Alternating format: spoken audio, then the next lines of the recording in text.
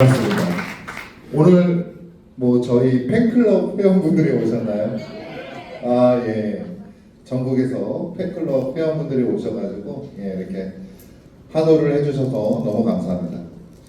자, 저 인사 먼저 드리고 사업 설명을 시작하겠습니다. 저는 사슬매니아의 TV테크, 그다음에 K블록에서 총괄 이사를 맡고 있는 최현종 인사드리겠습니다. 네, 제가 간략하게 사슬 이 블록체인 코인에 대한 설명을 좀 알기 쉽게 드릴 건데, 저는 설명을 할 때 초등학교 수준으로 설명을 합니다. 그래서 대학교 수준이신 분들은 안 듣고 나가셔도 되고, 초등학교 수준으로 설명을 하니까 누구나 다 알기 쉽게 이 사슬코인에 대한 설명을 드릴 거고요. 그리고 저희 회사가 하고 있는 일, 그 다음에 사슬코인에 대한 이 비전에 대해서 간략하게 설명을 드리겠습니다. 제가 일부 강연을 하고요. 2부는 서울랩스에 우리 장도희 대표님이 직접 대구에 오셔가지고 이 서울랩스가 사슬 블록체인 생태계를 조성하고 있는 일들을 하고 있는데 거기에 대해서 설명을 드릴 거고요. 자, 마지막은 우리 사슬매니아의 우리 대표님이시죠. 마상영 대표님이 나오셔서 이 사슬매니아에 대한 비전, 여러분들이 뭐니 해도 뭐가 최고예요? 머니가 최고죠. 그래서 어떤 식으로 큰 부자가 될 수 있는지 그거를 간략하게 설명을 드리겠습니다. 자, 일단 화면 보고 설명을 드리겠습니다.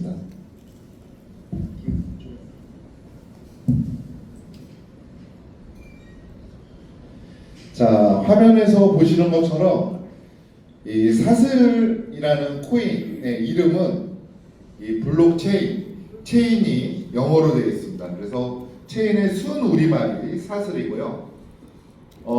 사슬 코인은 비트코인처럼 완벽한 채굴형 코인입니다. POW 작업 증명 방식의 채굴형 코인인데, 비트코인은 그래픽 채굴 방식이라 전기값을 너무 많이 소모를 합니다. 그래서 세계적으로 좀 규제를 하고 있는데, 사슬 코인은 그래픽 채굴 방식을 채택을 안 했어요.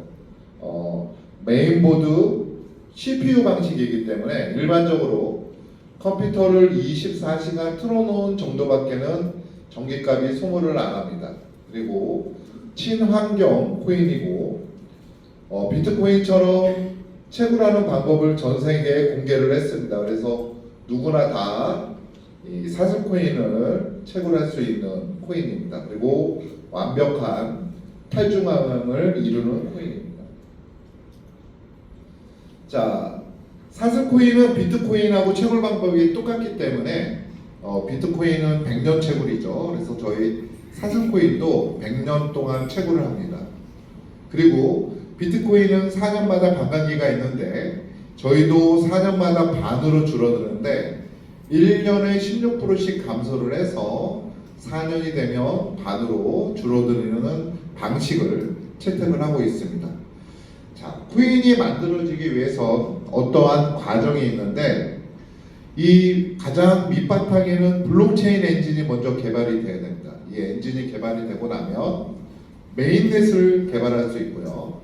자, 이 메인넷이 나와야 코인이라는 것이 나오는데, 이 블록체인 엔진이 하는 일은 자동차 엔진하고 똑같습니다.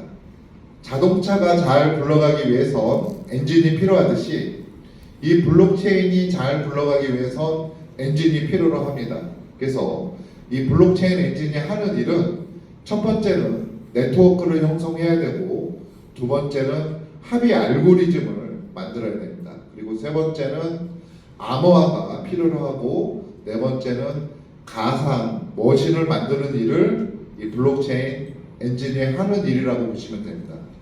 근데 대부분 사람들은 이 엔진을 잘 모릅니다. 거의 메인넷이 나오고 나서 코인이 나오는 것으로 알고 있죠.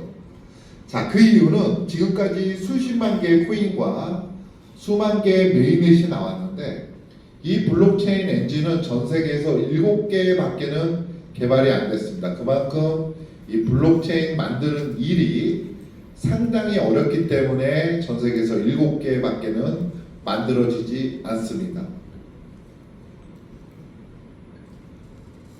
자, 처음 나오는 엔진은 비트 엔진이 먼저 개발이 되고요. 자, 두 번째는 이더 엔진이 개발이 됩니다.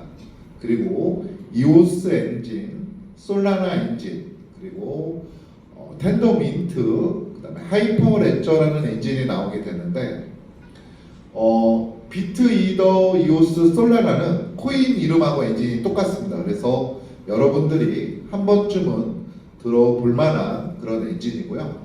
텐더민트하고 하이퍼레저 엔진은 되게 생소해 하실 건데, 이 텐더민트 엔진으로는 코스모스라는 코인을 만들었고, 하이퍼레저라는 엔진은 코인을 발행을 안 했습니다. 기업에서 쓰고 있는 블록체인 엔진이고, 리눅스라는 기업이 이 엔진을 개발을 했습니다. 자, 비트하고 이더는 독자 엔진입니다. 컴퓨터 언어 체계가 각자로 구성된 독자 엔진인데, 이오스, 솔라나, 폴릭, 그 다음에 하이퍼레저, 텐더민트 이 4개 엔진은 이더 엔진에서 변형된 엔진입니다. 그래서 이더 언어를 쓰고 있고 독자 엔진이라고 볼 수가 없습니다. 자, 7번째 개발되는 엔진이 사슬이라는 엔진이 개발이 되는데, 이 사슬이라는 엔진은 비트 이더처럼 독자 엔진이고 컴퓨터 언어 체계가 다르게 구성이 되어 있습니다. 한국에서는 최초로 이 블록체인 엔진을 개발을 했습니다. 자, 이 엔진을 개발한 회사의 이름은 아티프렌즈라는 회사고요. 여기에 대표는 이정우 대표님입니다. 이정우 대표님은 92년생으로 만 나이로 31고요. 되게 젊은 분이시고, 이분은 어렸을 때부터 천재성을 발휘를 합니다. 그래서 4살 때 보통 아이들이 장난감을 갖고 놀 시절에 일찍 컴퓨터 엑셀을 갖고 놀 정도의 상당한 천재성을 발휘를 하고요. 일찍 과학고를 입학을 하고 일찍 카이스트를 입학을 합니다. 카이스트는 우리나라에서 거의 천재들만 들어가는 학교인데, 우리나라에서 이정우 대표는 어렸을 때부터 천재성을 발휘하신 분이시고요. 부대표 이재인 부대표님은 이 부대표님도 나이가 적습니다. 33살 정도 됐고요.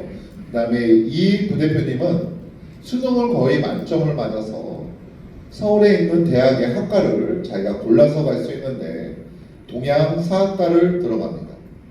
자, 동양사학과는 우리나라에서 유명하신 분들이 많이 있는데, 삼성그룹의 이재용 회장님이 바로 동양사학과 출신이고, 업비트 거래소 대표도 동양사학과 출신입니다.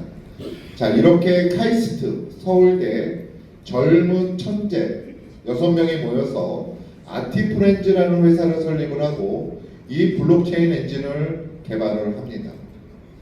자, 이 블록체인 엔진을 개발하는 일은 상당히 어렵기 때문에 무려 6년이라는 시간에 걸쳐서 이 엔진이 개발이 됩니다. 자, 예전 기사를 보시면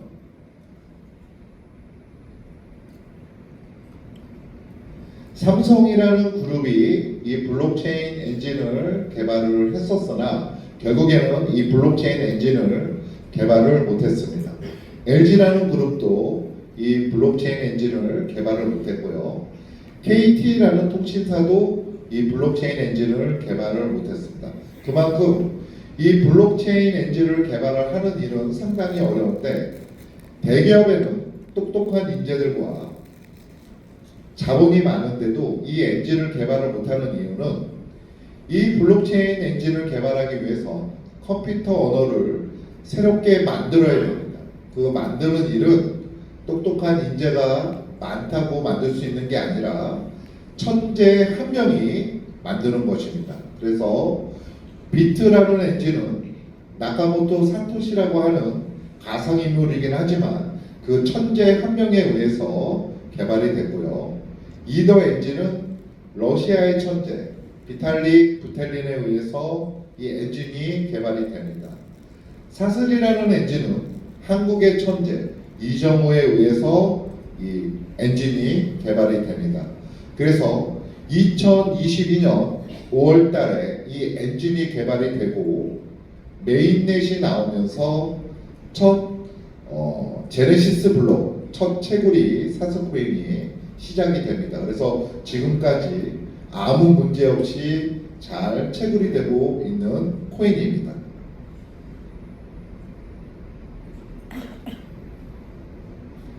자, 전 세계에서 가장 많이 채굴하는 1등 코인이 과연 어디일까요?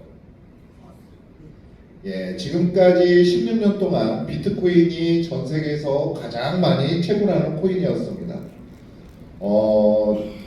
이 비트코인은 현재 거래소에 상장이 돼서 상당히 높은 가격에 형성이 되어 있죠.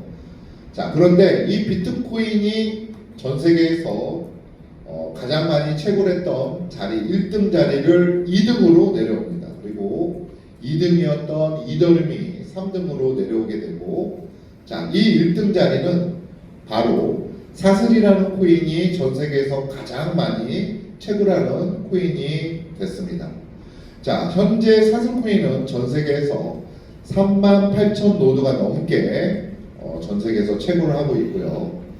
2등인 비트코인은 17,000 노드로 전 세계에서 채굴을 하고 있습니다. 이더리움은 전 세계에서 7,000 노드로 채굴을 하고 있습니다. 자, 사슬코인은 아직 상장이 되지 않았음에도 불구하고 특히 유럽과 미국 쪽에서 상당히 많이 채굴을 하고 있습니다. 자, 이렇게 사슬코인이 전 세계적으로 가장 많이 채굴하는 코인이 1등이 된 이유는 그만큼 사슬코인의 기술력이 전 세계 검증이 다 끝났고요. 그 다음에 사슬코인이 곧 메이저 거래소에 상장이 임박하고 있다는 얘기하고도 같습니다. 자, 전 세계에서 지금 저희가 1세대 코인은 비트코인입니다. 비트코인은 2009년 1월 1일 날 발행이 됐습니다.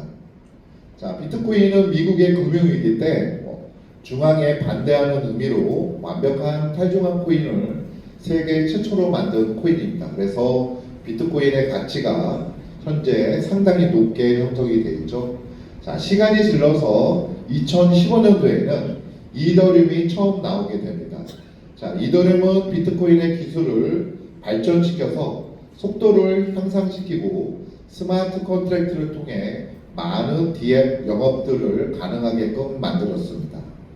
자, 시간이 지나서 이제 3세대 코인으로 넘어가는데 수많은 코인들이 자기네 코인들이 3세대 코인이라고 하지만 전문가들이 3세대 코인으로 인정을 안 해줍니다. 그 이유는 1세대 비트코인 기술과 2세대 이더리움의 기술을 뛰어넘어야지만 3세대 코인으로 인정을 해주는데 지금까지 나왔던 코인들은 이더리움에서 기술력이 멈췄습니다. 그리고 3세대 코인이 되기 위해서 트릴레마를 극복을 해야 됩니다. 근데 지금까지 나왔던 코인들은 이 트릴레마를 극복을 못했습니다. 자, 트릴레마라고 하면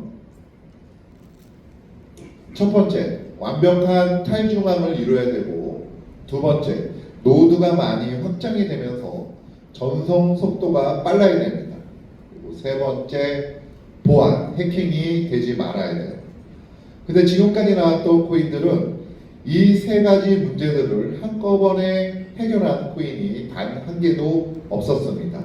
근데 사슬이라는 코인은 첫 번째, 비트코인처럼 완벽한 탈중앙을 이루는 코인, POW 작업 증명 방식의 채굴형 코인으로 비트코인은 지금까지 16년 동안 완벽한 탈중앙을 이루고 있는데 사슬코인도 비트코인처럼 완벽한 탈중앙을 이루고 있는 코인입니다. 이더리움은 비트코인처럼 탈중앙을 이루고 있다가 POS 지분 증명 방식의 중앙화로 코인의 업그레이드를 통해서 변화하고 있습니다. 자, 두 번째, 확장성 노드. 지금까지 많은 이 탈중앙 코인들이 노드가 많이 형성되어 있다 보니까 이 전송 속도가 상당히 느렸습니다. 비트코인 같은 경우에는 초기에 약 1시간 정도 전송 속도가 걸리고, 이더리움도 속도를 많이 개선을 했지만 1분 30초 정도 걸립니다. 자, 이렇게 탈중앙을 이루는 코인들이 속도가 느리다 보니까 요즘에 나오는 코인들은 탈중앙을 포기하고 중앙으로 갑니다. 그러면서 속도를 빠르게 향상을 시켰죠. 자, 그런데 중앙으로 코인을 만들게 되면 문제점이 되는 것이 바로 보안, 해킹 부분에 문제가 생깁니다. 자, 중앙으로 만든 거는 중앙 서버, 노드가 별로 없기 때문에 이 블록이 멈춘다든지 해킹이 잘 되는 경우들이 발생을 합니다. 자, 이렇게 탈중앙을 이루게 되면 속도가 느리게 되고, 속도를 빠르게 중앙으로 가면 해킹이 잘 돼요. 이렇게 하나를 해결하면 하나가 안 되고, 하나를 해결하면 하나가 안 되는 것이 바로 트릴레마입니다. 근데 사슬이라는 코인은 이 트릴레마를 완벽하게 극복을 했습니다. 첫 번째, 완벽한 탈중앙을 이루었고, 두 번째, 속도. 결론부터 말씀드리면 현재 사슬코인의 속도는 비트코인의 1000배가 빠르고요, 이더리움의 15배가 빠릅니다. 그래서 현재 속도는 4에서 8초. 4에서 8초 속도면 중앙으로 만든 리플 전송 속도하고 똑같습니다. 자, 그런데 여기서 이 엔진의 중요성이 나오게 됩니다. 자, 비트 엔진은 지금까지 만들어진 지 16년이 지났는데 엔진의 수정을 38,000번이 넘게 수정을 합니다. 이더 엔진은 14,000번이 넘게 수정을 하고요, 사슬 엔진도 700번이 넘게 수정을 합니다. 이 수정을 한다는 것은 블록체인 엔진이 업그레이드가 가능하고 코인이 업그레이드가 가능하다는 뜻입니다. 그래서 지금 현재 이정우 개발자는 이 엔진의 수정을 통해서 사슬코인의 속도를 향후 1에서 2초로 땡겨버립니다. 자, 1에서 2초의 속도면 여러분들이 카드 결제를 하고 영수증이 올라오는 속도하고 똑같습니다. 자, 그러면 지금까지 완벽하게 탈중앙을 이룬 코인, 비트코인과 이더리움은 전송 속도가 느려서 결제 코인으로 못 쓰이게 됐는데, 자, 사슬코인은 완벽한 탈중앙을 이루면서 속도가 1에서 2초로 땡겨지게 되면 결제 코인으로 쓸 수 있을까요? 없을까요? 예, 결제 코인으로 쓸 수밖에 없습니다. 자, 두 번째, 수수료. 비트코인과 이더리움 수수료가 비쌉니까? 아니면 쌉니까? 많이 비싸죠? 자, 사슬코인의 현재 수수료는 놀라지 마십시오. 0.026개 69 사슬입니다. 자, 소수점 026개 69면은 수수료가 있는 겁니까? 없는 겁니까? 거의 없죠. 거의 없는 겁니다. 사슬코인이 상장을 해서 가격이 100만 원이 되면 한 개를 보내건 10개를 보내건 100개를 보내건 상관없이 수수료가 1원이 안 합니다. 0.69원.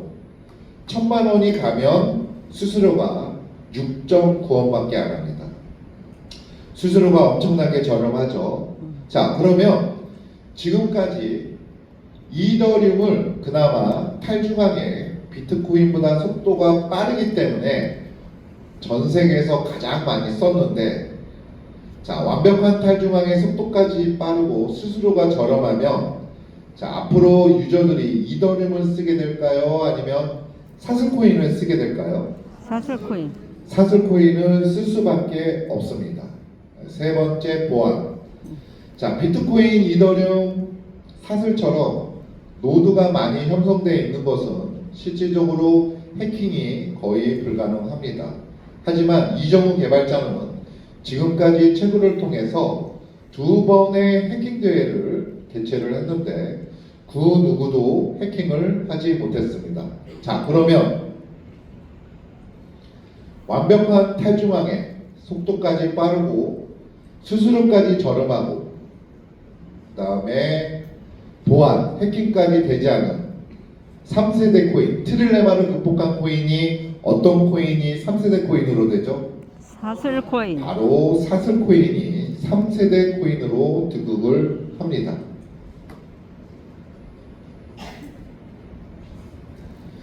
자, 여러분들 시간을 돌려서 자, 1세대 비트코인이 초기에 나왔을 때 초기에 채굴에 참여하셨던 분들이 돈을 벌었을까요? 아니면 엄청 벌었을까요? 엄청 벌었어. 엄청 벌었죠? 네. 예, 시간이 지나서 2세대 이더리움이 나오게 됐는데 자, 이더리움 코인을 초기에 채굴하신 분들이 돈을 벌었을까요? 아니면 엄청 벌었을까요? 엄청 벌었어요. 엄청 벌었죠? 네. 자, 이제 3세대 코인으로 사슬 코인이 등극을 했습니다. 그러면 사슬 코인을 초기에 채굴에 참여하셨던 분들은 자, 앞으로 돈을 벌까요? 아니면 엄청 벌까요? 엄청 많이 벌어요. 뭐 강의 끝났네요. 더 이상 뭐 설명할 거 있습니까? 자, 그런데 이 내용만 가지고도 사슬코인의 가치는 엄청나게 커집니다. 그런데 지금 뉴스 기사에도 보도가 됐듯이 이 비트코인의 채굴을 노드스를 능가한 거에 대한 거는 정말 해외 토픽감입니다. 왜 사슬코인이 전 세계적으로 가장 메인된 코인 중에 가장 많이 채굴하는 1등 코인이 됐을까를 여러분들이 한 번쯤은 생각을 해보셔야 됩니다. 자, 그 이유는 비트코인도 이더리움도 그 어떠한 코인도 블록체인 기술 개발 못한 것을 한 가지만 개발해도 대박인데 두 가지를 사슬코인이 세계 최초로 개발을 합니다. 그 이유 때문에 지금 전 세계적으로 미국과 유럽에서 이 사슬코인을 상당히 많이 채굴을 하고 있는 것입니다. 자, 그 첫 번째 기술은 바로 블록에 저장하는 온체인 기술입니다. 자, 이 블록에 저장하는 온체인 기술은 뭐냐면 여러분들 블록에 여러분들이 찍은 사진, 이미지, 동영상, 문서 등을 블록에 저장하는 기술을 온체인 기술이라고 합니다. 그런데 비트코인과 이더리움 그 어떠한 블록체인도 이 블록에 저장하는 이미지를 저장하는 이 온체인 기술을 개발을 못했습니다. 그 이유는 이 비트코인 이더리움 블록의 용량이 너무나 작습니다. 그래서 이 블록에 저장되어 있는 내용은 결제 내용만 장부식으로 저장이 되어 있고 여러분들이 찍은 사진 하나 저장이 안 됩니다. 자, 그런데 이더리움을 개발한 비틀릭이라는 친구가 어렸을 때부터 온라인 게임을 좋아했습니다. 그래서 이 친구가 온라인 게임의 고가의 아이템을 블록에다가 저장하면 얼마나 좋을까라고 해서 만든 것이 바로 NFT입니다. 여러분들 NFT라고 들어보신 적 있으세요? 네. 예, 3, 4년 전에 대체 불가능한 토큰이라고 해서 엄청나게 인기였습니다. 자, 이 NFT는 블록에 저장하는 방법이 조금 틀립니다.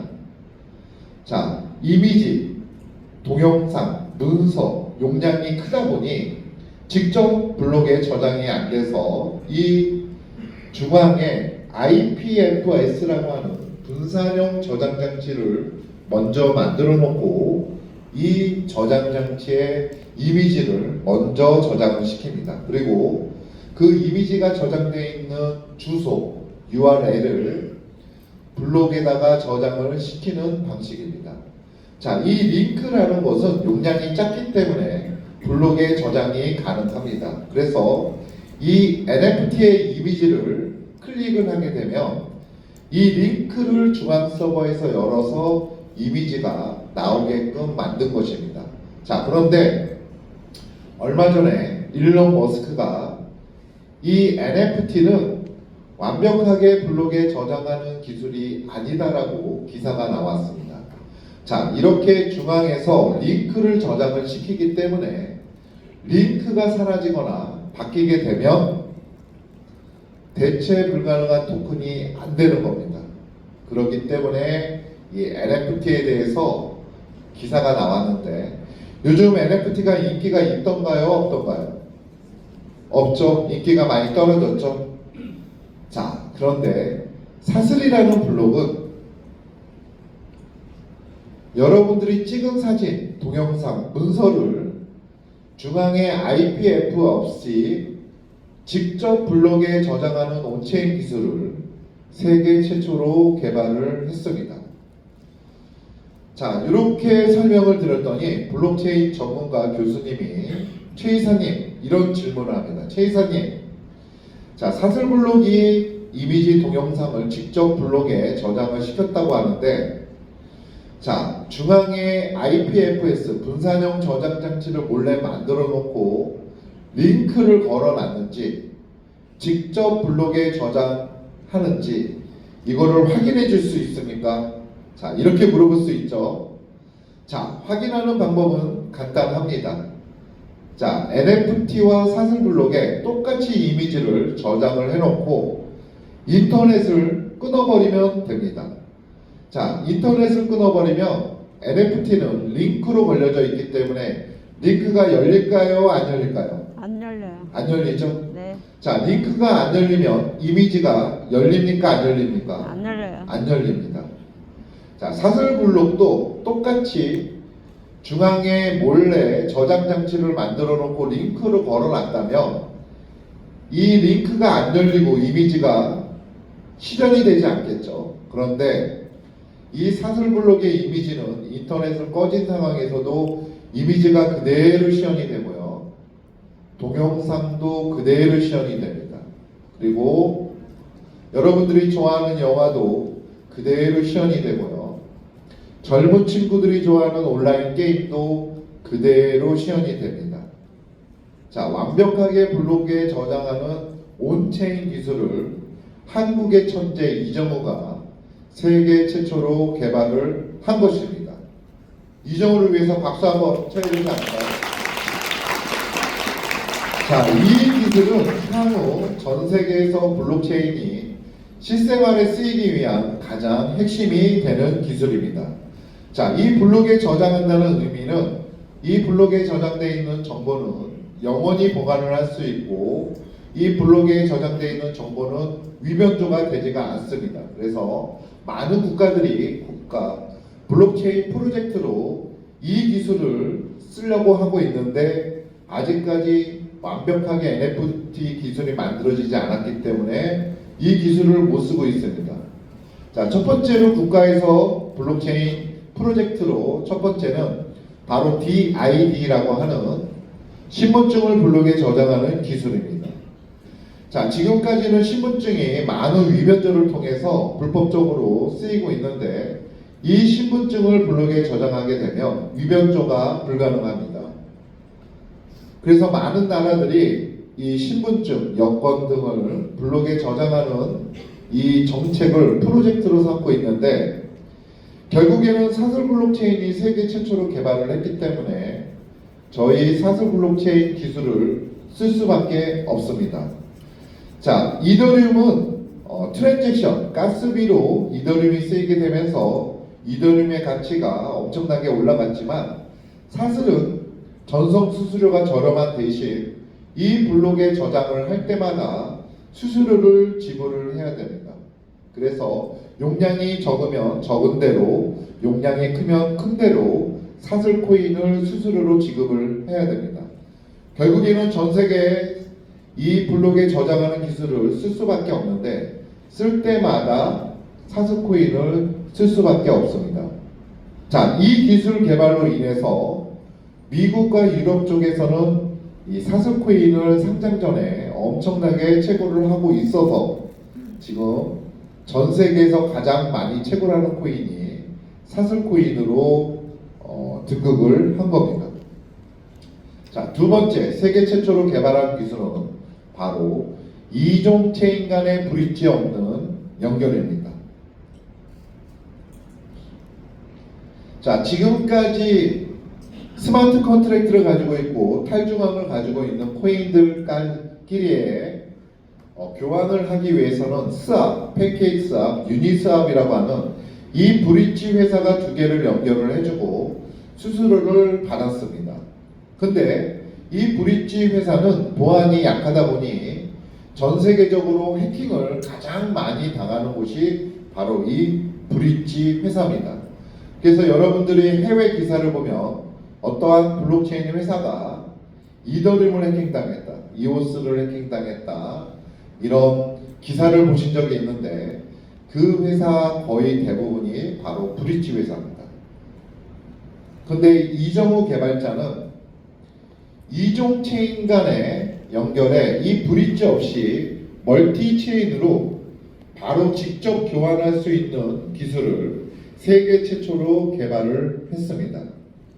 자, 이 기술은 향후 많은 블록체인들이 실생활에 쓰이는 웹 3.0 메타버스 시대에 이 기술을 쓰게 되는데, 자, 이 블록체인을 서비스를 받는 것은 내가 가지고 있는 코인을 결제로 쓰기 때문에 내가 이더리움을 가지고 있거나 이오스를 가지고 있거나 사슬을 가지고 있거나 상관없이 바로 직접 교환이 가능하기 때문에 결제로 쓸 수가 있습니다. 그리고 메이저 거래소에서도 이 기술을 상당히 관심 있게 생각을 하고 있어서 바이낸스 관계자 분들이 이종하고도 몇 번의 접촉이 있었습니다.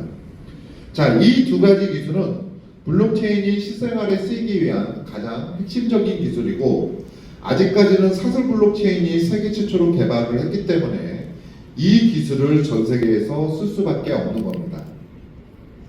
자, 이정우라는 개발자 천재가 한국에 태어난 게 너무 자랑스럽지 않습니까?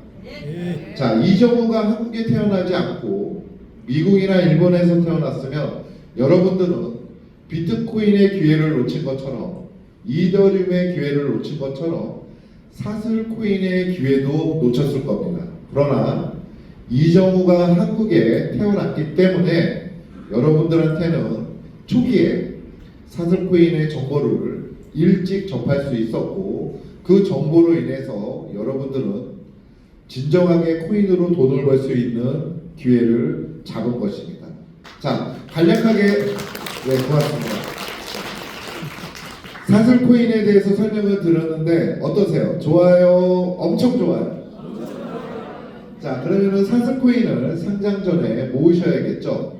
자, 사슬코인을 모을 수 있는 방법은 여러분들이 직접 채굴을 하시거나 아니면 채굴을 잘하는 회사에 투자를 하시면 됩니다. 바로 저희 회사는 이 사슬코인을 잘 채굴할 수 있는 회사고, 여러분들은 클라우드 마이닝이라는 서비스를 통해서 사슬매니아에 투자를 하고 계신 겁니다. 자, 저희는 사슬매니아라는 네트워크 마케팅을 만들어서 작년 8월 1일부터 전탄이 열리면서 서비스를 진행을 하고 있습니다. 자, 글로벌 마케팅으로 미국과 일본에서는 상당히 많은 분들이 저희 사슬매니아 회원으로 등록이 되셨고요. 지금 대만 쪽과 아시아, 동남아 쪽, 그 다음에 호주, 유럽들도 지금 사슬매니아의 회원으로 지금 등록을 하고 계십니다.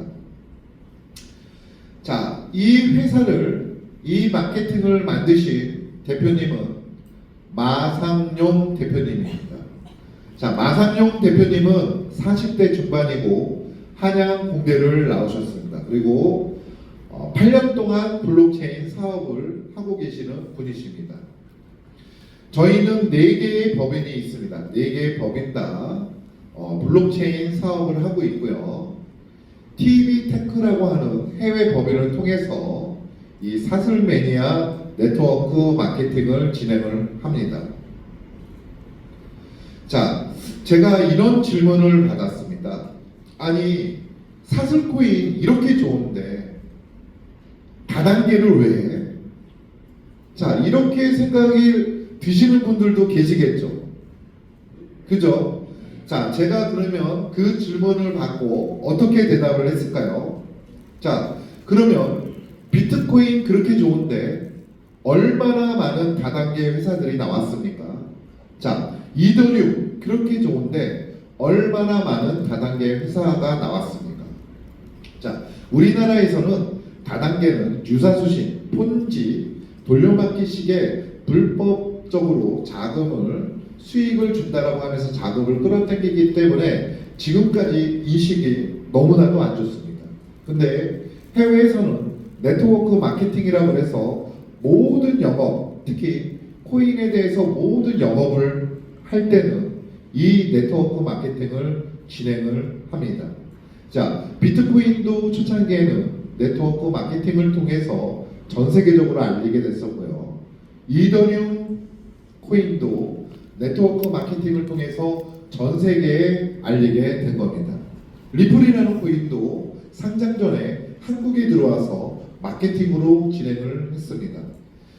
자, 저희가 이 이정우 개발자와 이재인 부대표님을 5월에 만나서 6월에 이 채굴 사업을 진행을 할 때 마상용 대표님이 저한테 물어봤습니다. 총괄이사님, 이 사슬코인 채굴 영업을 일반 영업으로 할까요?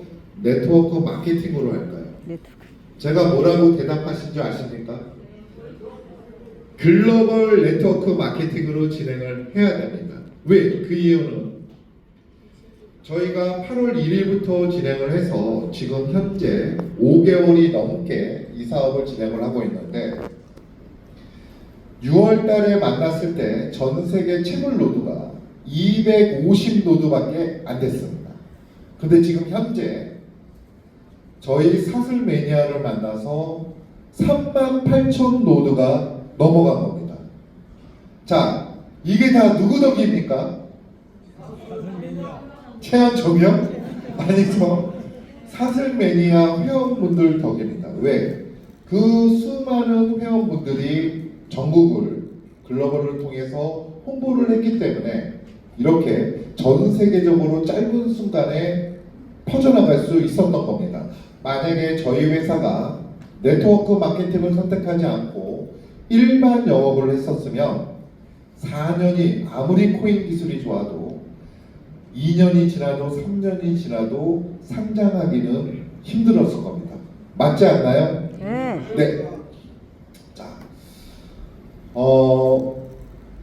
K블록이라는 또 저희가 법인이 있습니다. 한국 법인인데 이 K블록의 합작 법인으로 서울랩스라는 법인을 만들었습니다. 자, 서울랩스라는 법인 이름 들어보셨나요? 네. 네. 아주 잘생긴 장도희 대표님이 대표로 계시고요. 저하고 같이 K블록에서 이사로 계셨습니다. 그런데 지금은 서울랩스에서 많은 직원들을 이끌고 계시는 수장이 되셨죠. 자, 서울랩스는 저희 회사가 하고 있는 일을 전적으로 서포트를 하고 있는데 첫 번째, 채굴을 하니까는 저희 사슬매니아 회원분들한테 채굴값을 드릴 수가 있는 겁니다. 현재 서울랩스에서 채굴 진행하는 것은 사슬 전체 노드의 20에서 25% 정도를 차지하고 있습니다.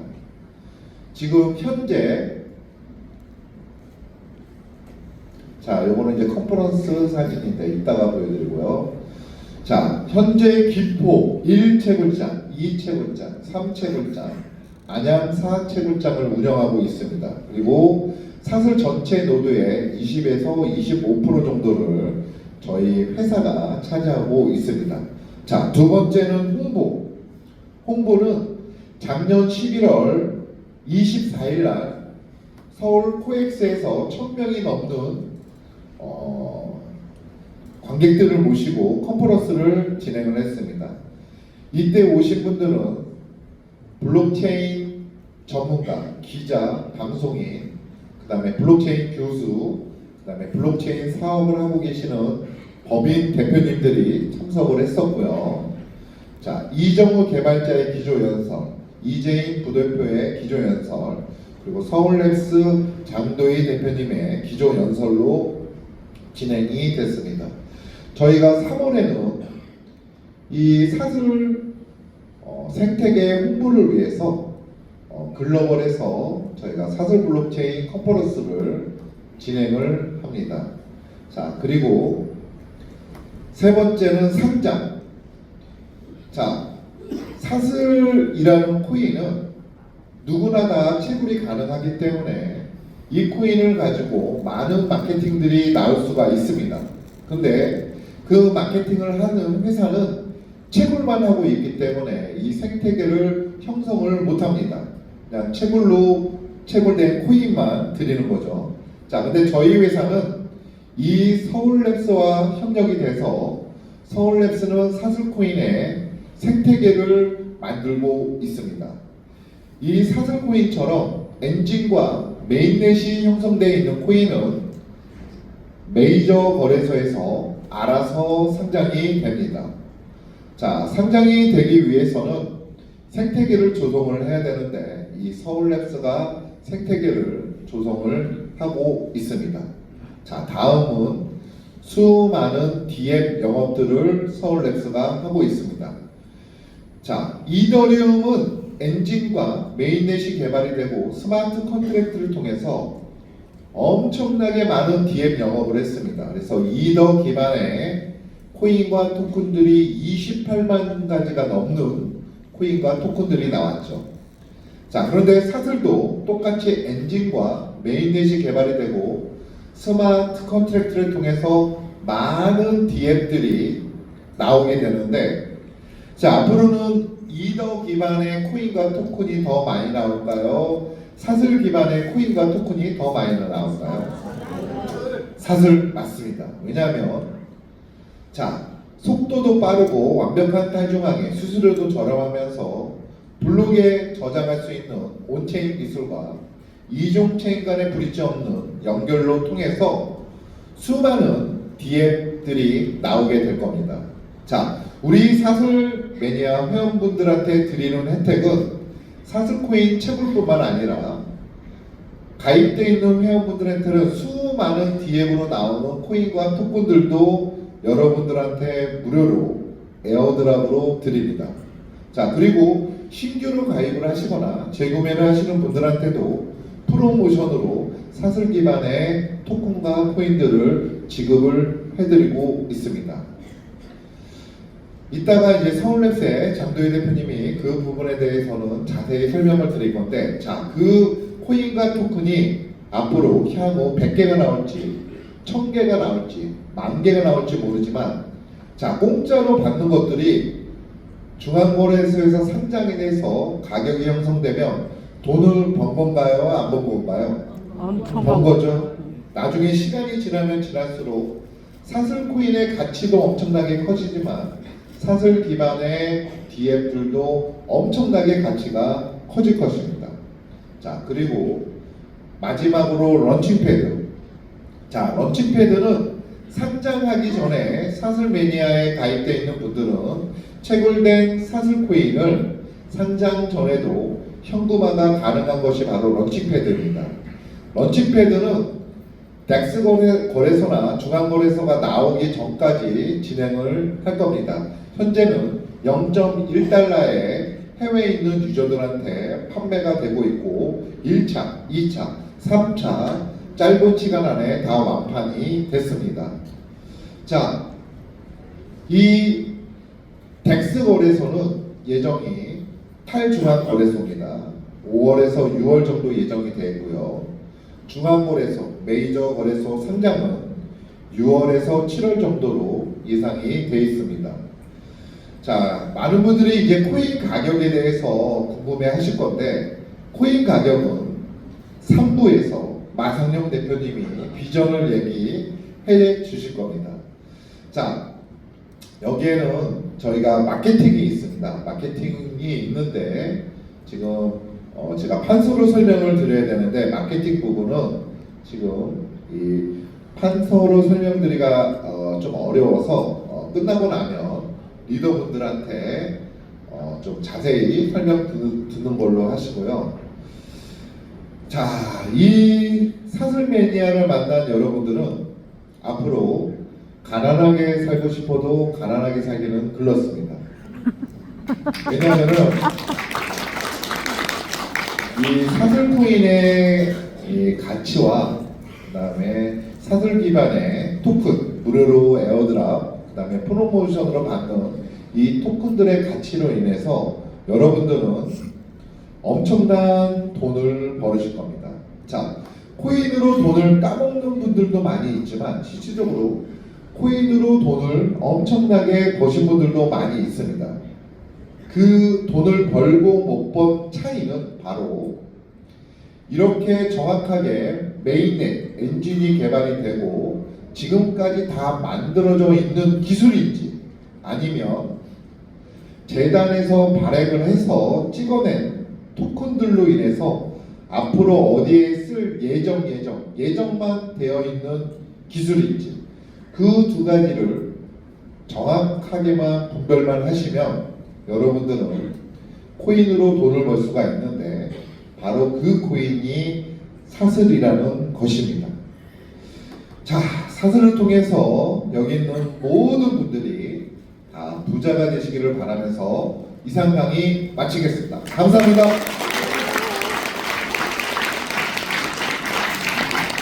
네, 사슬 너무 좋으시죠? 네, 지금까지 사슬 매니아 사업 설명을 열정 정리해 주신 최영 이사님께 큰 박수 부탁드리겠습니다. 네, 바로 이어서 진행할 건데 바로 옆에 계시는 분들